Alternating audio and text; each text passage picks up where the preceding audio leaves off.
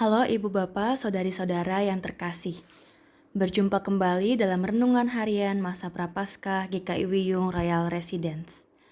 Sebelum kita sama-sama membaca dan merenungkan firman Tuhan, mari kita berdoa. Ya Allah yang mengasihi kami mengucap syukur Engkau boleh kembali menyapa kami melalui kebenaran firman-Mu.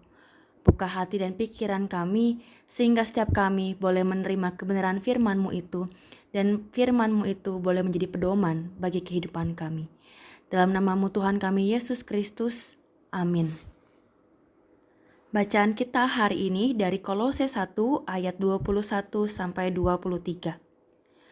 Juga kamu yang dahulu hidup jauh dari Allah dan yang memusuhinya dalam hati dan pikiran seperti yang nyata dari perbuatanmu yang jahat, sekarang diperdamaikannya di dalam tubuh jasmani Kristus oleh kematiannya untuk menempatkan kamu kudus dan tak bercela dan tak bercacat di hadapannya.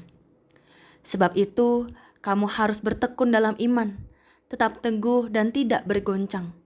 Dan jangan mau digeser dari pengharapan Injil yang telah kamu dengar dan yang telah dikabarkan di seluruh alam di bawah langit, dan yang aku ini, Paulus, telah menjadi pelayannya.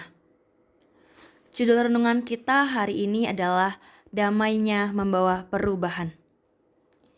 Ibu Bapak, dalam ibadah kita di hari Minggu, tak jarang kita menyanyikan lagu Perubahan besar di kehidupanku sejak Yesus di hatiku. Perubahan berarti menunjukkan adanya suatu perbedaan. Seperti air yang semula dingin kemudian dimasak hingga airnya menjadi panas. Adanya perubahan, adanya perbedaan suhu. Kita pun demikian. Melalui surat Rasul Paulus kepada jemaat di Kolose, kita diingatkan bahwa kita memang kadang hidup jauh dari Allah. Kita jauh karena perbuatan kita yang jahat. Kita jauh karena kita melukai hatinya. Tetapi kita telah diperdamaikan olehnya melalui kematian Kristus. Namun Ibu Bapak, perdamaian itu tidak akan mengarahkan kita pada perubahan jika kita tidak bertekun dalam iman. Kita tidak hidup yang teguh dan mudah tergoncang.